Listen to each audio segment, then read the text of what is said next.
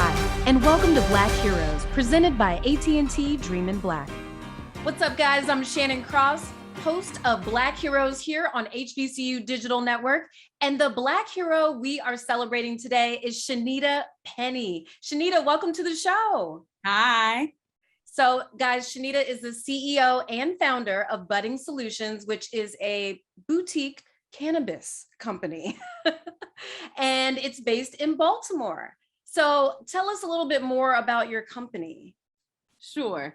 In 2015, I rebranded my consulting company to support the cannabis industry and legalization movement.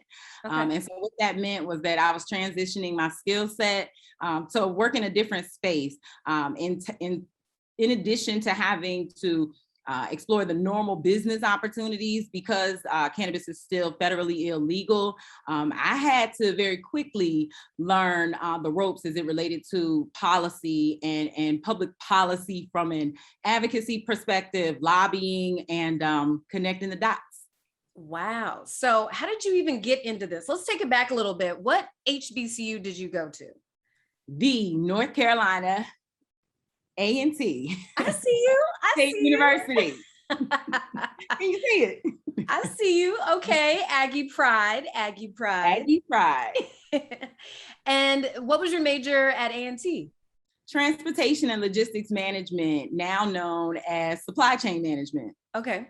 Okay. And so how did you go from that to what you're doing now with consulting a cannabis company? It's a perfect fit. I mean, when you think about supply chain management, it is getting a raw material, right, into a finished good and then into the hands of the final consumer. And cannabis is no different than any other commodity. And so we have consumer product goods that are medicine, wellness, and adult use products. What made you choose A&T? I'm a third generation Aggie. Okay. My grandfather went to A&T. My father and uncle both went to A&T. It was the natural place for me to continue, my education after high school. And I feel every single day that it was one of the best decisions of my life. And were you from North Carolina originally? I'm originally from Virginia, okay. But I did finish high school in North Carolina, so it prepared me perfectly. Was there anything else you were involved in on campus while you were there? Oh, absolutely. In addition to leading my major's fraternity and club, I was also a member, am also a member of Alpha Kappa Alpha. Okay. So I was initiated in the Alpha Phi chapter. Those ladies are still doing amazing work to this day on campus. I'm now active with a graduate chapter here in Maryland. So it was one of those things that in addition to making, lifelong friends in the social and community service and academic worlds, it created the foundation for my professional network as well.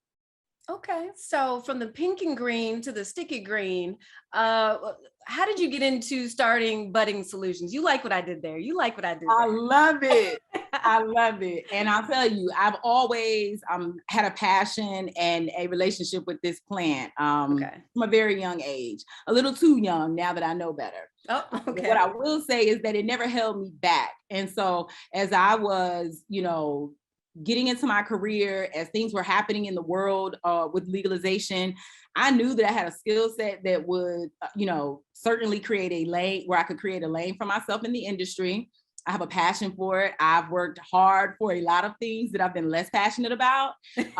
And so it was just a really my life coming full circle. So explain for folks how cannabis consulting works. Cannabis consulting, and it's a little bit of a joke because everybody calls themselves a consultant, right?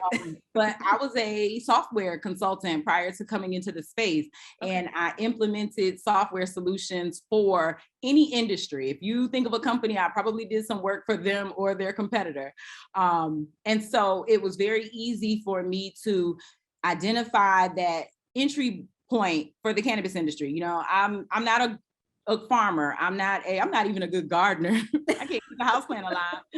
But so I wasn't going to go in and be a cultivator or a grower. But consulting was something that I knew well. I know how to assess and identify problems. I know how to learn an industry. I know how to learn a company and then leverage the experiences I've had, tools that I'm familiar with to create solutions. So for me, I saw an opportunity for me to have a place in the space without having to start over. There's so many stereotypes associated with cannabis, as you know. How do you fight that, basically? How do you push back against those tropes? I show up every day professionally. And, within that, I still show up authentically. Okay. And that's the one thing I will say that this transition has allowed me to do, because for so long, my cannabis use was something that I kept very, very, very secret, close to me. If you, you only knew if you knew. So as the kids say, if you know, you know. If you know. Right. But, being able to talk to anyone about how cannabis legalization can positively impact them. I talk to teachers that are dealing with students who, may have a parent who medicates. And so they're coming into the school smelling like cannabis. And while some teachers are, ready to take, action against them from a disciplinary standpoint, sometimes it's about understanding that they have a sick parent at home that needs this medicine, right? Mm-hmm. The other part of it is helping people to understand what cannabis legalization should mean for our communities. And that is reinvesting in the communities that were disproportionately negatively impacted by the war on drugs. And so whether you want to consume this plant, whether you want to have an opportunity to enter the industry, you have skin in this game. Yeah. The tax revenue that comes from cannabis should be reinvested in the communities that were impacted. And beyond that, right, everyone should have access to this from a health and wellness standpoint. Folks that were criminally justice impacted should have their records clean. They should be released from prison if they're still serving time. And these are all the reasons why we all need to be talking about cannabis legalization. It's not about, I don't smoke weed. I don't think that's cool. I don't think that's right. Legalization is bigger than consumption. It is about taking back what was taken from us. Man, that's a drop the mic moment right there. Man, so what kind of things are you doing to make change in terms of how people perceive cannabis industry in general? First and foremost, it's about doing things the right way. So as we legalize and we start these businesses, we are compliant. We are giving back to the community. We are creating, jobs that are paying living wages. We are creating opportunities for folks to actually create generational wealth by having ownership opportunities. So, in addition to starting my business and helping other people start their businesses, I led the Minority Cannabis Business Association for 3 years. Okay. During that time, we created model policy that's equitable, that's being used throughout the country to create social equity programs. I also testified before Congress because small businesses, minority-owned businesses in this space need protection. They need access to the SBA. We as an industry don't have access to banking because cannabis is federally illegal. So not only am I getting, to my bag, I am ensuring that the policy will allow real opportunities for us to, again, enter the industry, for our communities to be made whole, as well as reconciling, the effects of the war on drugs. What can people do in their own communities on the grassroots level to really make an impact in this industry? First and foremost, we have to talk about this. Like I said, it doesn't matter what your role is. This could possibly impact you. If you are working in a school district that's underfunded, we should be advocating that some of those cannabis tax dollars supplement, okay? If we are in a place where Black businesses aren't supported and those Black business owners don't have access to capital, we should be leveraging cannabis tax revenue to fund those businesses. Folks need to talk about this because the reality is that legalization is happening. And if we aren't speaking up, we won't get anything. And so, we have a generation of folks that care a lot about us and do not want to see this thing legal because they're scared. And the reality is that we have to speak truth, right? About what this plant is, and it's medicine. And it's been in our community. It has been abused. It's been leveraged to abuse us. Yeah. And so now it's time for us to have a very honest conversation about, again, our elders needing this medicine, our young people needing these jobs. The cannabis industry is the leading job creator right now. Okay. It was deemed essential during the pandemic. Okay, this industry isn't going anywhere.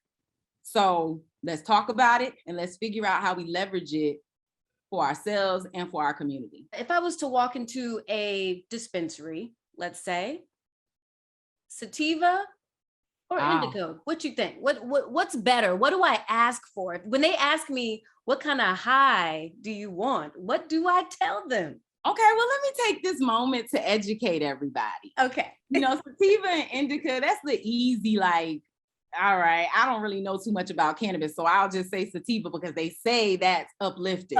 Right. I'll say indica because that's going to put me to sleep. That's going to allow me to chill. Okay. The reality is that this plant is highly complex, and the various cannabinoids or components of the plant. Wait, stop. What's cannabinoids, right? Break it down, girl. THC, and you know that is a cannabinoid. Okay. But we also have an unknown. To date, we still haven't scratched the surface of fully understanding the plant. And so what I advocate for is better education for consumers. Consumers should be able to go in and look at a product in a dispensary and see an entire profile of all of the cannabinoids. And, let's say, for instance, you tend to lean towards something piney, right? Or you tend to lean towards something citrusy, right? Then you're going to be looking for terpenes like limonene. Okay. So, and these are terpenes, these are found in other plants. So we're really needing to better educate consumers about consuming cannabis. So if I walked into a dispensary today, I would be looking for something that's going to deliver, an effective high, a productive high. So creative high. I need a hybrid then. Is that what you're saying? I love hybrids. Most of what we are getting today are hybrids. Nothing's pure sativa, pure indica. Yeah. But the point is that you can typically tell someone in a dispensary that you want to, get into a zone and focus. You want to be creative. You want to rest. You are looking to address this particular ailment. The bud tenders are becoming more and more educated, and that in turn allows the consumer to become more educated. Companies are being better at marketing and educating folks about these products. But I go in and I'm looking at the profile. I'm looking at what's in it and making decisions based on what I know and what they tell me. And does the smell really matter? Because you always see people go like this. Does that?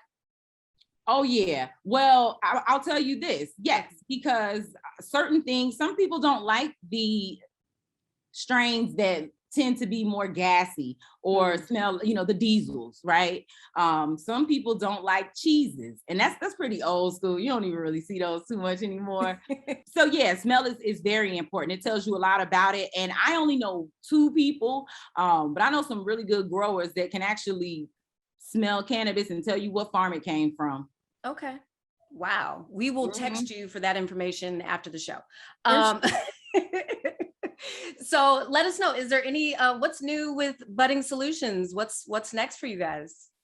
So this year has been exciting. I co-authored a small and minority-owned business policy paper. So making recommendations to the federal government about what the framework should look like so that minority and small businesses aren't left behind when federal legalization happens.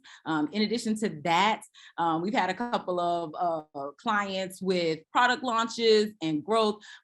Check out Shoki Beverages, SHOKI Beverages, Black woman-owned cannabis infused beverage that we launched in California last year, and we are expanding this year.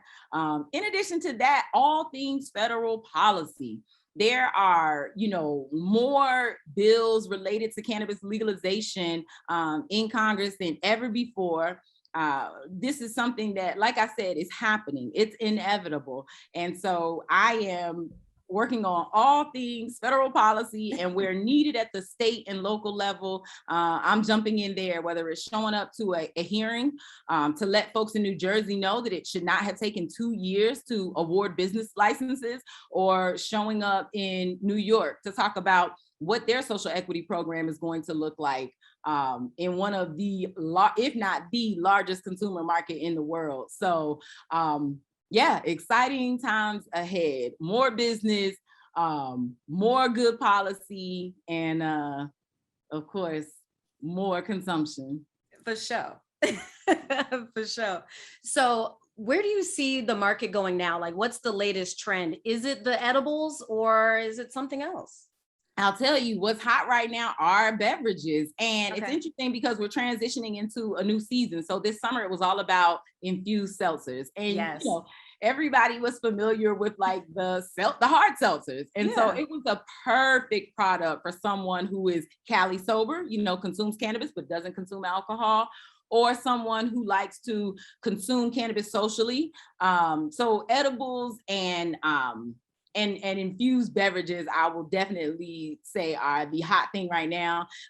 We also found that during the pandemic, a lot more people were consuming more, and they needed to be discreet. So other consumables that are not combustible, so vaping and things of that nature, are also popular. I love that. All right, y'all. That means no more White Claw. You got to go ahead and get that infused beverage. That's right. As we say.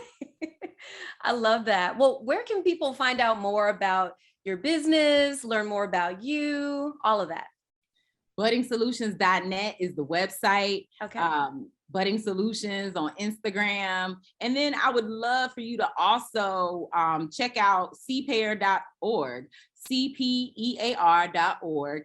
That's where you'll find the policy work that I'm doing, links to the webinars where we have business owners from across the country talking about these issues, where we have community stakeholders talking about issues.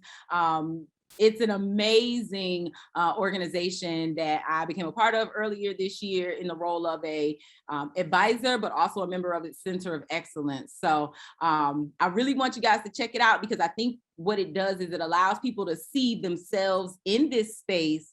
Because again, most people just think, oh, you're going to either grow cannabis or sell it. And there are so many other ways to be a part of this industry, to support this industry, and really, again, take advantage of an opportunity that we haven't seen since the tech boom.